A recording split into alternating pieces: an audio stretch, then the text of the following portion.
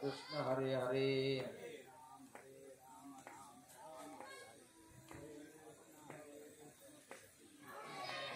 हरे राम राम राम हरे हरे राम राम हरे हरे हरे कृष्ण कृष्ण कृष्ण हरे हरे हरे राम राम हरे हरे हरे कृष्ण कृष्ण कृष्ण हरे हरे हरे राम राम हरे हरे हरे कृष्ण कृष्ण कृष्ण हरे हरे पुंडलिका वरदारी विठ्ठल श्री ज्ञानदेव तुकाराम पंढरीनाथ भगवान की जय माऊली ज्ञानेश्वर महाराज की जय जगद्गुरु तुकाराम महाराज की जय प्रभु रामचंद्र भगवान की जय बजरंग बली की जय हर हर महादेव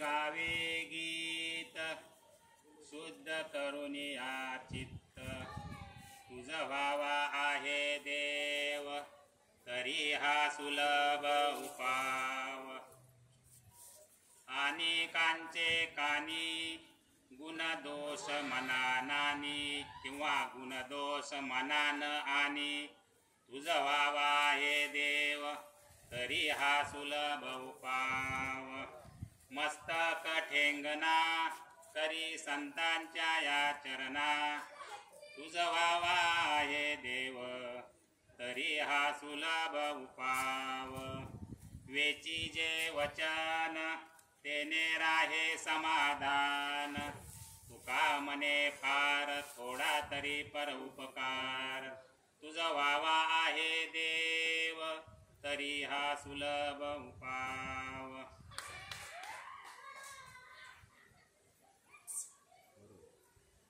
वक्रतुंड महाकाय सूर्यकोटि समप्रभ निर्विघ्नं कुरु मे देव सर्वकार्येषु सर्वदा ॐ नमो जियाद्याय वेद प्रतिपाद्याय जय जय स्वसंवेद्या आत्मरूपा देवा तूची गणेशो सकलार्थमती प्रकाशो मने निवृत्ती दासो अवधारी जोजी शरण शरण एकनाथा माथा पायी माथा ठेविला नका पाहू गुणदोष झालो दास पायांचा शरण शरण हनुमंता तुम्हा आलो रामदूता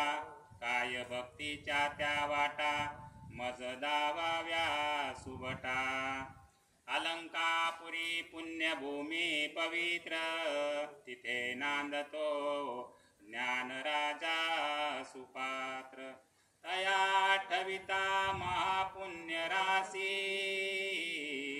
नमस्कार माझा श्री सद्गुरु ज्ञानेश्वरासी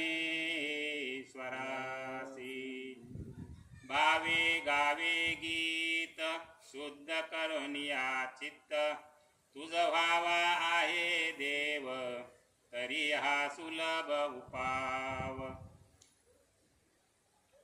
आज या ठिकाणी चालू असलेला रामनवमी उत्सव आणि या रामनवमी उत्सवानिमित्त चालू असलेला कीर्तन महोत्सव किंवा 5.5 दिवसीय नामयज्ञ सोहळा आणि या नामयज्ञ सोहळ्यानिमित्त चालू असलेली आजच्या तिसऱ्या दिवसाची प्रवचनरूपी सेवा ही माझ्यासारख्या एका सामान्य वारकऱ्याच्या वाटेला आलेली आहे हे मी माझं परमभाग्य समजतो आणि ही सेवा करण्याची संधी मला या संप्रदाय भजन मंडळ रामवाडी यांनी आणि त्यातल्या त्यात आमचे परमस्नेही भजनप्रेमी आता भजनप्रेमी या शब्दाचा अर्थ थोडक्यात सांगतो उगीच कुणाची स्तुती करू नये परंतु भजनाचा विषय जर निघाला तर हे महाराज कुठेही भजन असू द्या आपला फोन गेला रे गेला की भजनाला हजर आणि आपला अधिकार बाजूला ठेवून, असं नाही की माझा अधिकार काय. आता तिथे मागे शिवसृष्टीमध्ये एकदा भजन होतं, खाली टाकलेलं बसायला काय ठेवलं होतं, एकदम असं ताडपत्री, अशी गलिच्छ ताडपत्री होती, तरी तिथे येऊन महाराजांनी पकवाज वाजून सेवा दिली. म्हणजे असे भजन प्रेमी हरिभक्त परायण जनार्दन महाराज सानप यांची इच्छा होती अशी की एक सेवा आवटे महाराजांना द्यावी, आणि त्या योगाने याची सेवा करण्याचा योग मला आलेला आहे. त्याबद्दल आपणा सर्वांचे मी आभार मानतो. भावे गावे गीत शुद्ध करून या चित्त, तुझ व्हावा आहे देव तरी हा सुलभ उपाव. आणि कांचे कानी गुण दोष मनान आणि, मस्तक ठेंगना करी संतांच्या या चरणा. वेची जे वचन तेने राहे समाधान, तुका म्हणे फार थोडा तरी पर उपकार. तुझ व्हावा आहे देव तरी हा सुलभ उपाव. सेवेकरिता घेतलेला अभंग देवगावचे सुप्रसिद्ध साधू राष्ट्रीय संत महावैष्णव पूजनीय वंदनीय श्रीमंत जगद्गुरु श्री संत तुकाराम महाराजांचा 6 चरणांचा अगदी जवळजवळ सर्वांच्या परिचयाचा, मी जवळजवळ म्हटलेला आहे, जवळजवळ सर्वांच्या परिचयाचा.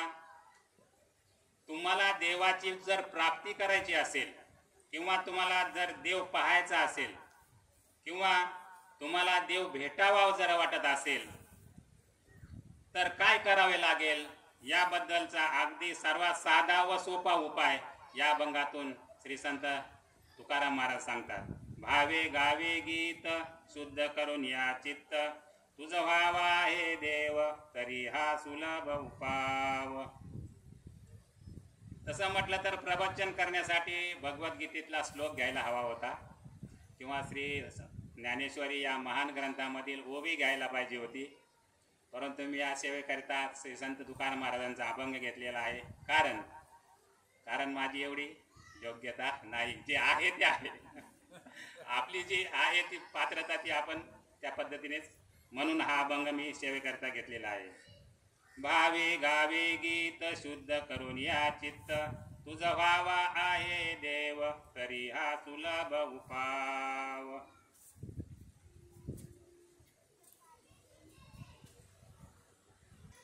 श्री संत तुकाराम महाराजांनी हा अभंग का लिहिला, किंवा त्यांना का असं वाटलं की हा अभंग असा लिहावा, भावे गावे गीत शुद्ध करून या चित्त. साधू संतांनी जे जे अभंग लिहिले, प्रसंगानुसार अभंग त्यांच्या मुखातून जी वाणी प्रगट झाली, त्या वाणीतून अभंग प्रगट झाले. जसा जसा प्रसंग असेल, लोक भक्ती करत नाहीत म्हणून संतांच्या मुखातून तो अभंग बाहेर पडला. पडून लागून या पाया विनवितो तुम्हाला, करा टाळी बोला मुखे नाम. किंवा काही निर्वाणीचे अभंग आहेत महाराजांचे, ते निर्वाणीच्या टायमाचे अभंग त्यांच्या मुखातून पाहिले. आम्ही जातो आमच्या घ्यावा, आमचा राम घ्यावा. म्हणजे जसा जसा प्रसंग असेल त्या त्या पद्धतीने अभंग त्यांच्या मुखातून बाहेर पडले. मग हा अभंग का त्यांनी लिहिला, किंवा हा अभंग का त्यांच्या मुखातून बाहेर पडला, भावे गावे गीत शुद्ध करून या चित्त. तर एक संसारिक माणूस, आपल्यासारखा संसारिक माणूस श्री संत तुकाराम महाराजांच्याकडे आला, त्यांचं दर्शन घेतलं आणि महाराजांना म्हणाला, महाराज मी मुद्दाम आलोय तुमच्याकडे. महाराज म्हणाले की का आलास बाबा?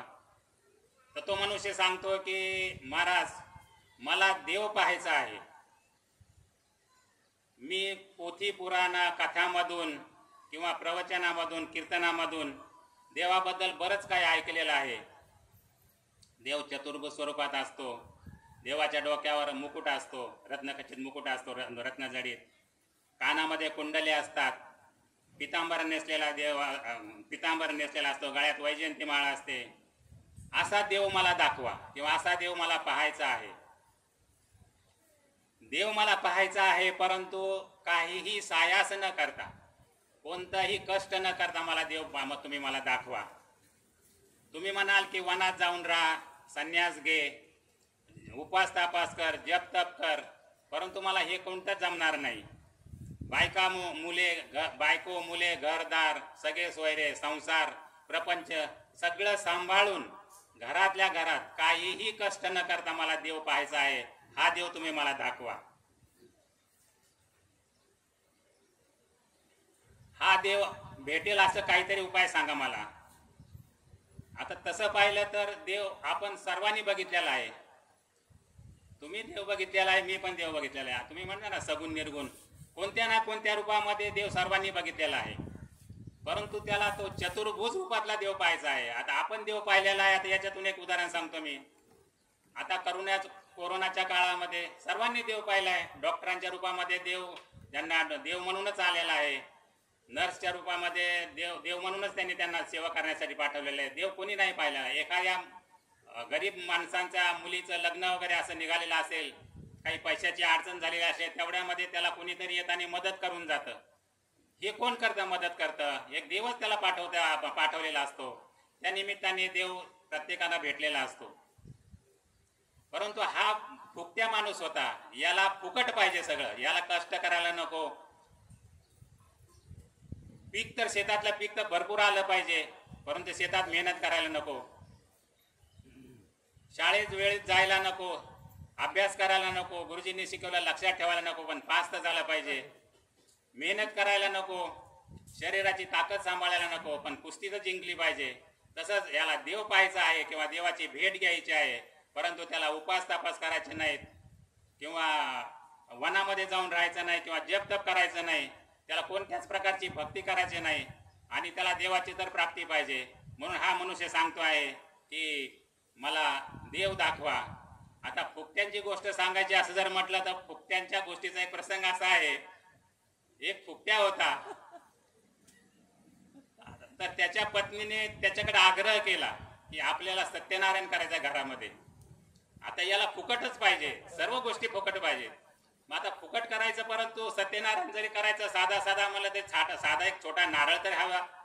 मग ते गुरुजींनी सांगितलं की एक नारळ घेऊन या. हा गेला मार्केटमध्ये दुकानदाराकडे गेला, म्हणाला की एक मला नारळ पाहिजे सत्यनारायण पूजेसाठी.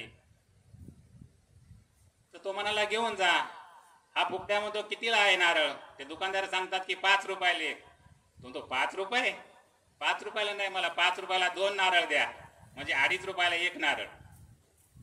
दुकानदाराला वाटलं की हा फुकट गिरायक आहे, याला कटवलेलंच बरं. म्हणून त्याला सांगितलं की तू एक काम कर, पुण्याला जा. तू पुण्याला गेल्यानंतर तिथं स्वस्त मिळतं, तिथं तुला 2.5 रुपयाला एक नारळ मिळेल. हा फुकट्या तिकीट काढून पुण्याला गेला. तिथं मोठं दुकान शोधलं, होलसेलचं दुकान शोधलं आणि त्या होलसेलच्या दुकानामध्ये जाऊन त्या दुकानदाराला विचारलं की दुकानदार मला एक नारळ पाहिजे. तो म्हणतो घेऊन जा. म्हणतो कितीला नारळ आहे? तो म्हणतो 2.5 रुपयाला एक नारळ. हा फुकट्या म्हणतो मग तसा नाही, म्हणतो मी आज पार सोलापूर पासून आलेलो इथपर्यंत पुण्यापर्यंत, मग 2.5 रुपयाला तुम्हाला तिथे मिळत होता. मग तो म्हणतो किती द्याल तुम्ही? हा फुकट्या म्हणतो 2.5 रुपयाला 2 नारळ, म्हणजे 1.25 रुपयाला एक नारळ. या दुकानदाराने ओळखलं हे फुकट गिरायक आहे. मग त्याने सांगितलं की तू एक काम कर, 1 रुपया 1.25 रुपया तरी का खर्च करतो? इथून जवळच कोकण आहे, कोकणात पुण्यापासून कोकण जवळ आहे आणि कोकणात नारळ फुकट. आपली एक म्हण आहे पहिल्यापासून, कोकणात नारळ फुकट मिळतो असं. तर तू कोकणात जा, तिथं तुला फुकट नारळ मिळेल. त्यांनी तिथून पुढचं तिकीट काढलं, कोकणामध्ये गेलेला आहे. आपल्या गावी शेतामध्ये जशा बोरी बाबळींच्या झाडे असतात, तसे कोकणामध्ये प्रत्येक बांधावर नारळाची झाडे, जिकडे पाहावे तिकडे नारळाची झाडे. त्याच्यातून एक चांगले जास्त नारळ लागलेलं त्याने झाड शोधलं आणि त्या झाडावर तो चढण्याचा प्रयत्न करू लागला. आता तो तरबेज होता झाडावर चढण्यासाठी. झाडावर चढला तो. नारळ बरेचसे होते.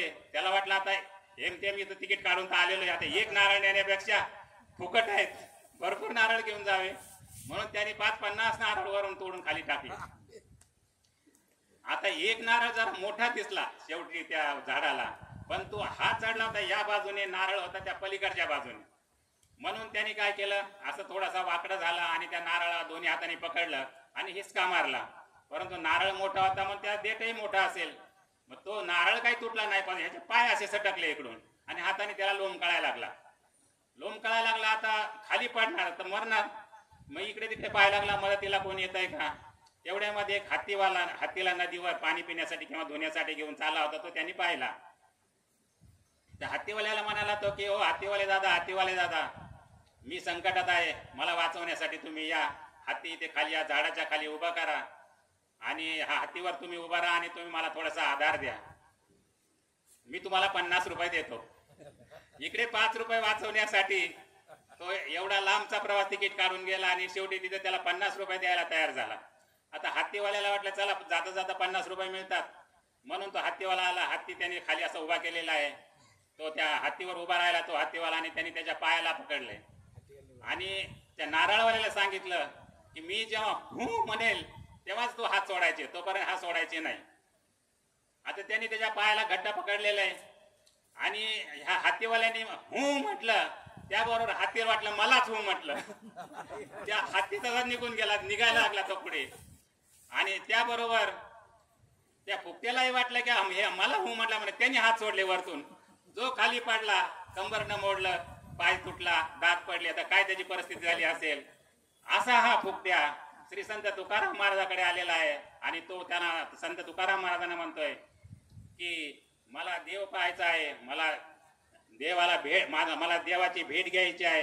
किंवा जो तुम्ही पुराणामध्ये कथेमध्ये मी वाचलेला आहे किंवा ऐकलेला आहे कथा कीर्तनामधून की देव अशा प्रकारचा देव असतो, हा देव मला पाहायचा आहे. परंतु मला काहीही न कष्ट करता, काही उपवास तापास तुम्ही करायला सांगू नका, मला संन्यास घ्यायला सांगाल तुम्ही किंवा बायका मुले सोडून तो जप कर वगैरे असं सांगाल तर हे मला मान्य नाही. तर त्यासाठी तुम्ही मला असा देव दाखवा की मला काहीही न करता आलं पाहिजे या पद्धतीने. तर श्री संत तुकाराम महाराज म्हणतात, अरे देव पाहायचा असेल किंवा देव जर बघायचा असेल किंवा देवाची प्राप्ती करायची असेल तर त्याला भक्ती करावी लागते. पण भक्ती पण कशी करावी लागते ह्या पहिल्या चरणात सांगितलेलं आहे. भावे गावे गीत शुद्ध करून या चित्त. शुद्ध भावाने भक्ती करावी लागते. किती भक्ती करावी लागते. एवढी भक्ती करावी लागते की भक्तीमध्ये एकनिष्ठ असलं पाहिजे. भगवंताच्या प्राप्तीची आस लागली पाहिजे. भक्ती मध्ये एकनिष्ठ किती असला पाहिजे त्याचं उदाहरण देताना श्री संत तुकाराम महाराज गोरोबा काकांचं उदाहरण देतात त्यांना की गोरोबा काकांनी किती भक्ती केली, त्या भक्तीमध्ये किती तल्लीन असायचे, भक्ती किती त्यांनी एकनिष्ठ भक्ती करायचे. ते गोरोबा काकांचं उदाहरण दिलं संत तुकाराम महाराजांनी. तेर गावामध्ये श्री संत गोरोबा काका राहायचे. त्यांचं घराणं एक धार्मिक वृत्तीचं घराणं होतं त्यांचं. माधव बुवा म्हणून त्यांचे वडील माधव बुवा हे त्या तेर गावामध्ये राहायचे, परमार्थ करायचे आणि कुंभाराचा व्यवसाय असायचा त्यांचा. कुंभाराचे गाडगे बनवणे, माती आणणे ती तोडवणे, कुंभाराचे गाडगे बनवणे, हा व्यवसाय त्यांचा होता माधव बुवांचा. याच्यावर त्यांचा उदरनिर्वाह चालायचा.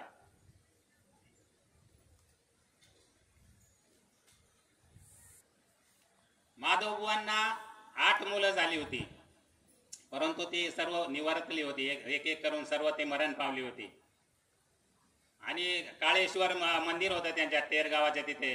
त्या काळेश्वर मंदिराच्या शेजारी जी स्मशानभूमी होती तिथे त्यांना मूठ माती दिलेली होती. आणि एकही मूल नाही माधव बुवांना त्या, म्हणून त्यांचा चेहरा थोडा खिन्न असायचा. तेही परम भक्त होते भगवंताचे, निश्चिम भक्त होते. या भक्तांची भगवंताला काळजी वाटली किंवा ते असे चिंतेत बसलेले आहेत असे जेव्हा भगवंताला समजलं तेव्हा भगवंत एका ब्राह्मणाच्या रूपामध्ये त्यांच्या घरी आलेले आहेत. आणि त्या गोरोबा काका माधव बुवांना बोलतायत की तुम्ही असे खिन्न का बसलेले आहात. तेव्हा ते माधव बुवा बोलतात की आमची 8 मुलं आम्हाला झाली, परंतु एक एक करून सर्व निवर्तली. आम्हाला आता संतान नाही वगैरे असं त्यांनी भगवंताला सांगितलं. ते ब्राह्मण रूपी वेश रूपी जे भगवंत होते त्यांना. त्या मुलांना कुठं मूठ माती दिलेली आहे त्यांनी विचारलं. तेव्हा ते बाजूच्या स्मशानभूमीमध्ये नेऊन दाखवलं त्या माधव बुवांनी. त्यांना ते उकरण्यास सांगितलं. त्यातले 7 मुलांना भगवंतांनी स्पर्श करून त्यांना स्वर्गात पाठवलं मोक्षपदासाठी. आणि 8वा मुलगा ही तो जात होता, परंतु 8व्या मुलाला त्या भगवंताने जे ब्राह्मण वेशामध्ये होते त्यांनी सांगितलं की तू स्वर्गामध्ये जाऊ नको. आणि त्यांना माधव बुवा आणि त्यांच्या पत्नीकडे त्यांना सुपूर्द केलं. हेच ते गोरोबा काका. गोरोबा काका यांचा व्यवसाय कुंभारांचा व्यवसाय होता. हे भक्तीमध्ये एवढे तल्लीन असायचे की त्यांना नामस्मरणाशिवाय दुसरं काही सुचतच नसायचं. नेहमी त्यांना भगवंताचं भजन, भगवंताचं नामस्मरण.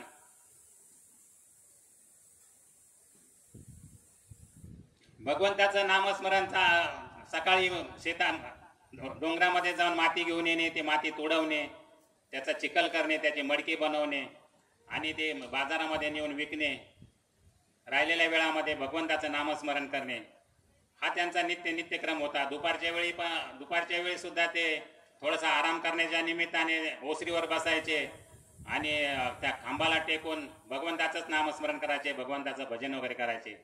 रात्री सुद्धा सर्व काम आटोपल्यानंतर भजन करायचे, भजनामध्ये शेजारीही सामील व्हायचे. असा त्यांचा दिनक्रम चालू होता. एक दिवस माती आणलेली आहे शेतातून, ती माती चिखल बनवतायत आणि ते चिखल बनवत असताना चिखल तो तुडवतायत. चिखल तो तुडवत असताना त्यांची पत्नी संती ती म्हणते की महाराज, मी पाणी आणण्यासाठी जाती आहे, तुम्ही या मुलाकडे लक्ष ठेवा. 1-1.5 वर्षाचा त्यांचा मुलगा आहे, बाजूला खेळत होता तो. गोरोबा काकांची पत्नी पाणी आणण्यासाठी नदीवर किंवा त्या विहिरीवर गेलेले आहे. गोरोबा काका भजनामध्ये दंग आहेत. भजनामध्ये दंग असल्यामुळे त्या संतीने जे सांगितलं होतं की मुलाकडे लक्ष ठेव, हे त्यांच्या काही लक्षातही नाही आलं आणि त्यांनी काय ऐकलंही नाही.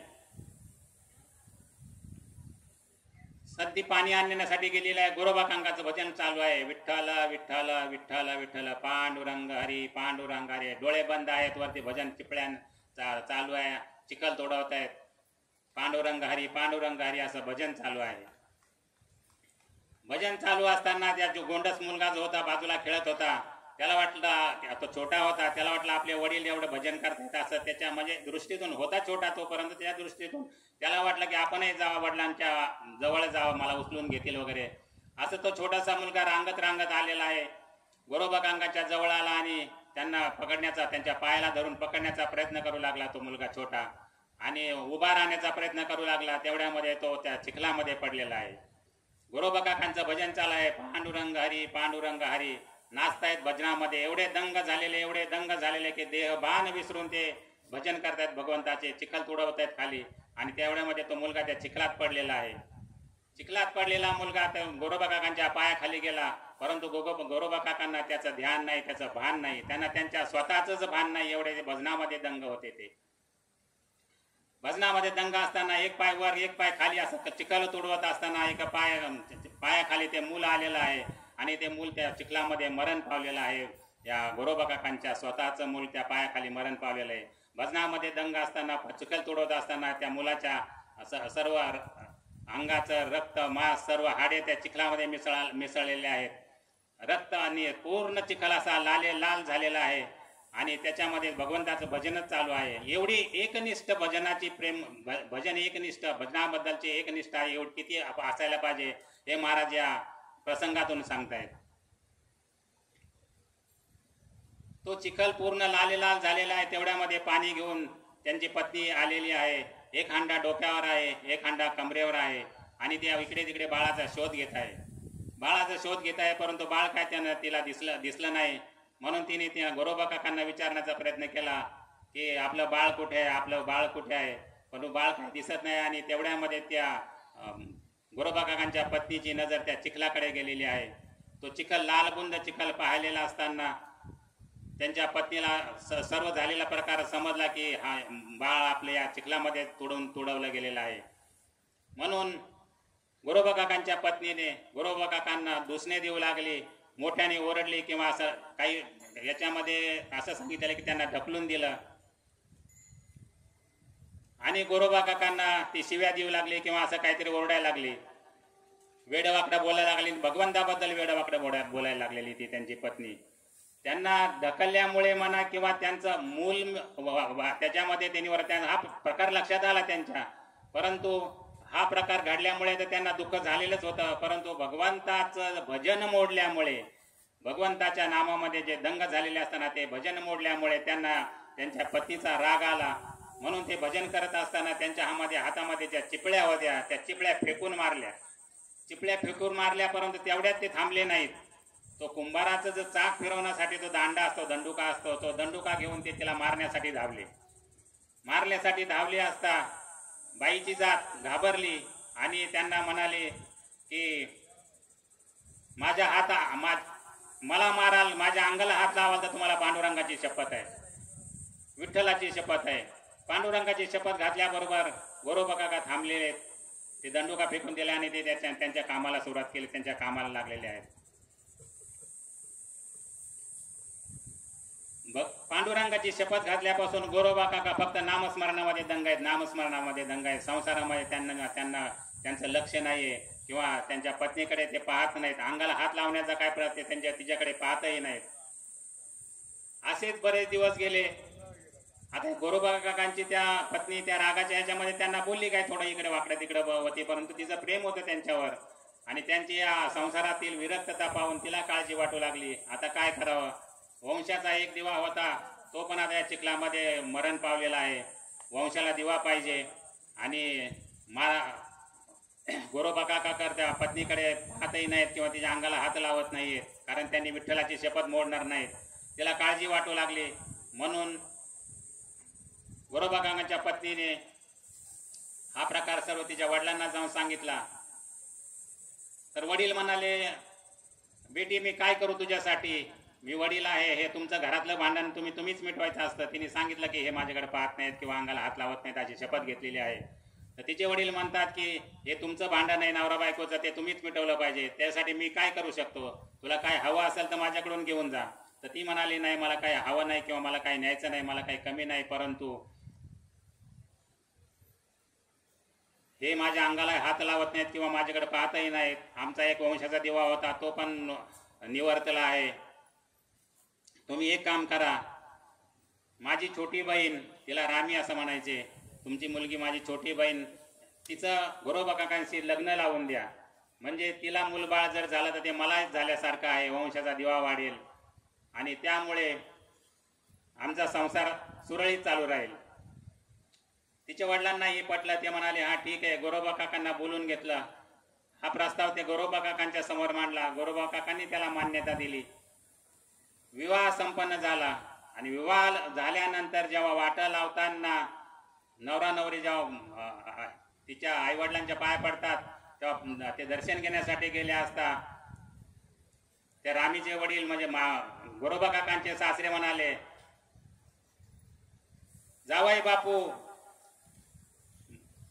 माझ्या संतीला जसं तुम्ही वागवता तसं या रामीलाही तुम्ही तसंच वागवा. म्हणजे दोघीमध्ये काही अंतर ठेवू नका, कारण दोघी माझ्याच मुली आहेत. दोघीमध्ये अंतर ठेवू नका. तुम्हाला विठ्ठलाची शपथ. आणि मग काय जे नको व्हायचं तेच झालं. पहिला जो प्रॉब्लेम होता किंवा पहिली जी अवस्था होती ती आता परत झाली. म्हणजे 2 लग्न करून सुद्धा लहान बायकोच्या अंगाला हात लावायचा नाही वगैरे असा हा त्यांचा तो प्रसंग. पण गोरोबा काकांना याच्या गोष्टीचा आनंद झाला. त्यांना वाटलं बरं झालं, काय ते बोलतात ना औषधाविना खरूच गेली, असं काहीतरी एक शब्द वापरलेला आहे याच्यामध्ये. तिथून पुढे त्यांचं नामस्मरणामध्ये आणखी त्यांचा जास्त म्हणजे नामस्मरणामध्ये निष्ठा त्यांची एक झाली. संसारामध्ये ते एवढे विरक्त झाले की त्यांना विठ्ठलाशिवाय पांडुरंगाशिवाय त्यांना काहीच सुचत नाही. अशी भक्ती करावी लागते. आणि एवढी अशी जर भक्ती केली तर भगवंताची प्राप्ती होते किंवा तेव्हाच भगवंत भेटतो. परंतु हा जो फुकट्या आहे तो महाराजांना सांगतोय की मला हे असं काहीही न करता, कोणताही उपास तापास न करता, संन्यास न घेता, बायको मुलांना सांभाळून, घरदार सांभाळून, प्रपंच सांभाळून, घरातल्या घरात देव भेटेल असं काहीतरी सांगा. आणि तेव्हा श्री संत तुकाराम महाराज म्हणतात की तुला हे काहीही करायची गरज नाही, तू फक्त एक काम कर, मी जो अभंग लिहून देतो आहे त्या अभंगाप्रमाणे वाग किंवा हा अभंगाचा तू आचरण कर, तर तुला देव नक्कीच भेटेल. तर काय करावं लागेल? महाराजांनी सांगितलं, भावे गावे गीत शुद्ध करून या चित्त. शुद्ध करून भगवंताचं भजन कर, भगवंताचं गीत गा, शुद्ध करून या चित्त. शुद्ध चित्त करायचं म्हणजे काय करायचं नेमकं? शुद्ध चित्त करायचं म्हणजे काय साबण लावून चित्ताला साबण लावून चित्त शुद्ध करायचंय का? नाही. तर शुद्ध चित्त करायचं म्हणजे दुसऱ्यांचे हेवे दावे आपण म्हणतो किंवा मनामध्ये आपला जो अहंकार आहे, द्वेष आहे, हे पूर्ण बाहेर काढून टाकणे. शुद्ध अंतकरणाने दुसऱ्यांच्या दुःखामध्ये आपल्याला दुःख वाटणे, दुसऱ्यांच्या सुखामध्ये आपल्याला सुख वाटणे, याला चित्त शुद्ध झालं असं म्हणतात. आता शुद्ध चित्त केव्हा होतं किंवा झालं असं कधी समजावं? दुसऱ्यांच्या सुखामध्ये आपल्याला सुख वाटणे किंवा दुसऱ्यांच्या दुःखामध्ये आपल्याला दुःख वाटणे, याला असं म्हणावं की चित्त शुद्ध झालेलं आहे.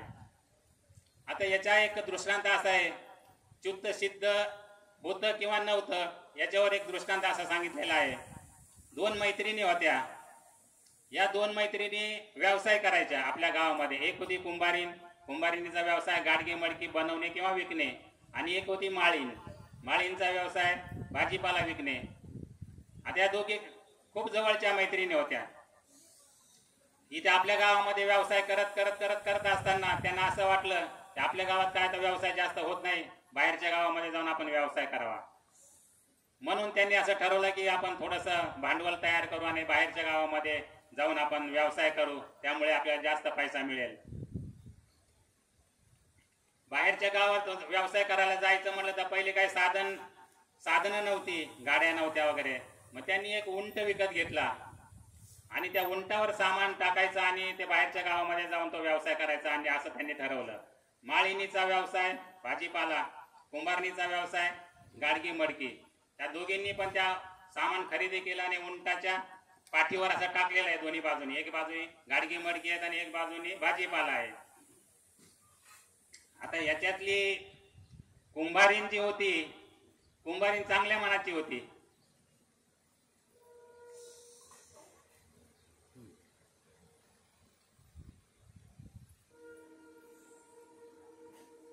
कुंभारीण चांगली नाही, माळीन चांगल्या मनाची होती.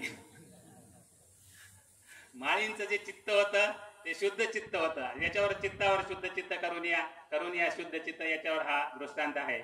माळिनीचं चित्त शुद्ध होतं. कुंभारणीला वाटलं की माझाच व्यवसाय व्हावा, हिचा व्यवसाय होऊ नये. परंतु माळिनीला वाटायचं की दोघींचा व्यवसाय सारखा व्हावा, दोघींना 2 पैसे मिळावेत असे म्हणून. ते उंटावरून ते जात असताना लांबचा रस्ता होता, गाव लांब होता थोडासा जिथे व्यवसाय करायचा त्यांना. उंटाला भूक लागली. आता त्याला खायला काही नाहीये, त्याचा पाण्याचा काहीतरी असतं, तुम्ही म्हणता 6 महिन्याचा वगैरे काहीतरी साठा असतो. परंतु त्याला भूक लागल्यामुळे त्याने असं इकडे तिकडे पाहण्याचा प्रयत्न केला. इकडे खाली तर काही वाळवंटासारखं होतं, काही दिसाना.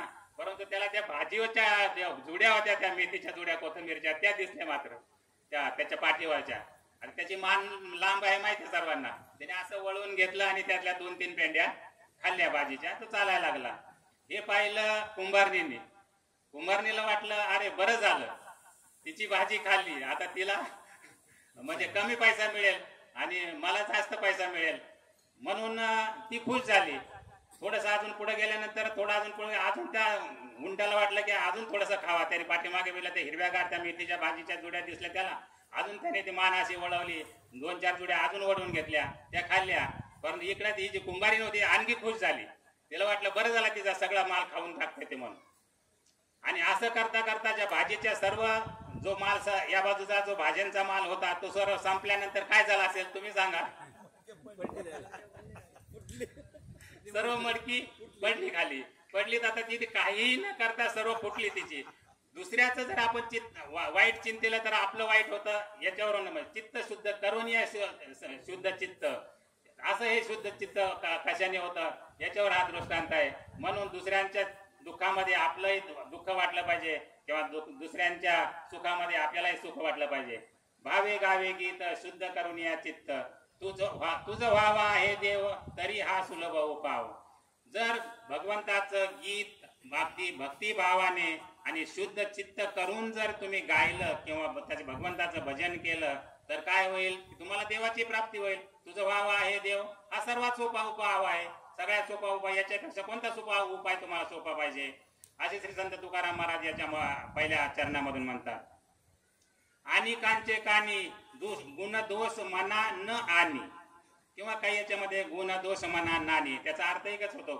अनेकांचे काने, दुसऱ्यांचे गुणदोष, दुसऱ्यांचे हेवे देवे आपण काढले नाही पाहिजे. आपण आता याच शुद्ध चित्त करू नये, त्याचाच अर्थ आहे. गुणदोष, दुसऱ्यांचे दोषही काढू नये आणि गुणही त्यांचे काढू नये. गुणदोष मना न आणि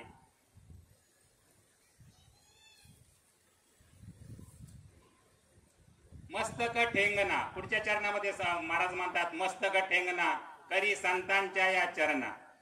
आता नम्रपणे आपण वागलं पाहिजे. मस्तक आपण नम्रपणे वागलं पाहिजे किंवा मस्तक आपण ठेंगणा, मस्तक असं झुकवलं पाहिजे. परंतु कोणाच्या समोर ते मस्तक झुकवलं पाहिजे? संतांच्या चरणावर मस्तक झुकवलं पाहिजे. कोणी मोठा पैसेवाला आहे म्हणा किंवा कोणी मोठा अधिकारी मोठा आहे त्याच्यावर त्याच्या चरणावर मस्तक झुकवण्यापेक्षा श्री संतांच्या चरणावर मस्तक झुकवलं पाहिजे. आणि आपल्या मनामध्ये कोणत्याही प्रकारचा अहंभाव, अहंकार, द्वेष असा नसला पाहिजे. अहंकार परमार्थामध्ये अहंकार चालतच नाही. तो भगवंताला सुद्धा चालत नाही अहंकार. आपल्या सारख्यांची जीवांची गोष्ट तर वेगळी सोडूनच द्या. आता अहंकार प्रभू रामचंद्रांना झाला थोडासा. काल महाराजांनी सांगितलेला तोच किस्सा होता. प्रभू रामचंद्रांना थोडासा अभिमान झाला की माझ्या नावाने जे सेतू बांधण्यासाठी जे दगड तरतायत मग माझ्या हाताने का नाही तरणार. म्हणून त्यांनी तो प्रयत्न केला महाराजांनी सांगितलेल्याच प्रमाणे. कुणाची सगळ्यांची नजर चुकून ते त्या तलावाच्या ठिकाणी गेलेले आहेत. पहिला एक छोटा दगड टाकला पाण्यामध्ये, तो बुडाला. नंतर जरा मोठा टाकला, त्यांना वाटलं छोटा बुडेल, मोठा टाकला, मोठा तो पण बुडाला. अजून त्याच्यापेक्षा छोटा आणखी मोठा 2 हाताने उचलून तो दगड टाकला, तोही बुडाला. आणि मग त्यांना असं वाटलं की का माझ्या हातावरून का दगड तरत नाही, सर्व दगड का बुडतायत. म्हणून ते जरा थोडे चपापले, नरमले. परंतु असे इकडे तिकडे असे बघायला आले की मला हे कोणी पाहिलं तर नाही ना. तेवढ्यामध्ये त्यांच्या पाठीमागे भक्त हनुमंतराय उभे होते. मग ते प्रभू रामचंद्र त्यांना विचारतात की हनुमंता तू कधीपासून येते? ते सांगतात की पहिल्याच दगडापासून येते. म्हणजे अभिमान, भगवंताला अभिमान झाला तरी तो चालत नाही परमार्थामध्ये. आपल्यासारखे तर जीवांची तर गोष्ट सोडूनच द्या. म्हणून मस्तक ठेंगणा करी संतांच्या चरणावर आपण मस्तक ठेंगणं केलं पाहिजे किंवा आपण नम्रपणे वागलं पाहिजे. वेचीचे वचन सदा राहे समाधान. अच्छा, आपल्या मुखाने जी वाचा बोलली जाते त्याच्यातून दुसऱ्यांचं मन दुखवलं नाही पाहिजे अशी वाचा आपण बोलावी. वेचीचे वचन म्हणजे आपण जे बोललेलं वचन, आपल्या मुखातून जे शब्द निघतात त्याच्यातून दुसऱ्यांचं मन दुखवलं नाही गेलं पाहिजे असं बोलावे आपण. वेचीचे वचन तेने राहे समाधान. त्या आपल्या बोलण्यातून दुसऱ्यांना समाधानच मिळालं पाहिजे असं वचन आपण बोलावं मुखाने. आणि शेवटच्या चरणामध्ये श्री संत तुकाराम महाराज म्हणतात, तुका म्हणे फार थोडा तरी पर उपकार.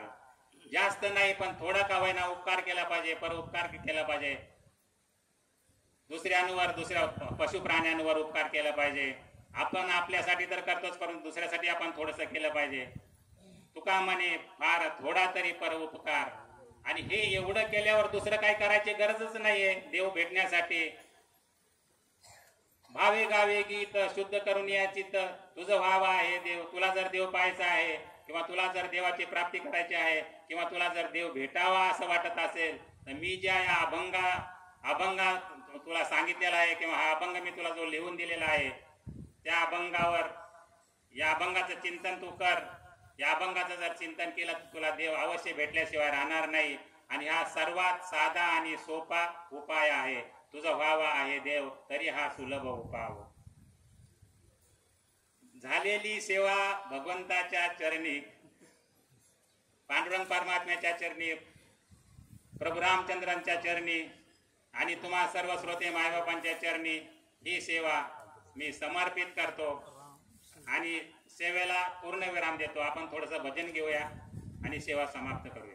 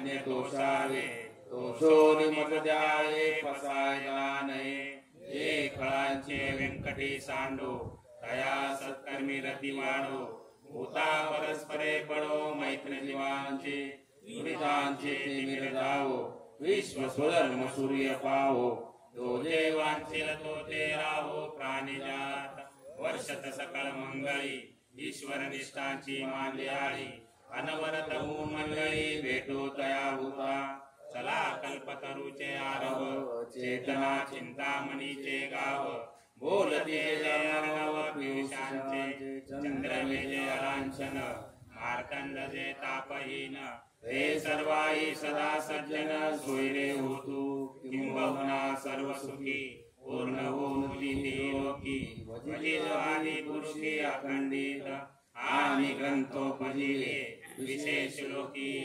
दृष्टादृष्ट विजयी होवावे एक मने श्री विश्वेश्वराहो आहो इलदान पसाहो येने वरे ज्ञान देवो सुखिया झाला येने वरे ज्ञान देवो सुखिया झाला येने वरे ज्ञान देवो सुखिया झाला ओम शांती ओम शांती शांती कुंडलिक वर्धमान विठ्ठल श्री ज्ञानदेव तुकाराम पंढरीनाथ भगवान की जय माऊली ज्ञानेश्वर महाराज की जय जगद्गुरु संत तुकाराम महाराज की जय प्रभु रामचंद्र भगवान की जय बजरंग बली की जय।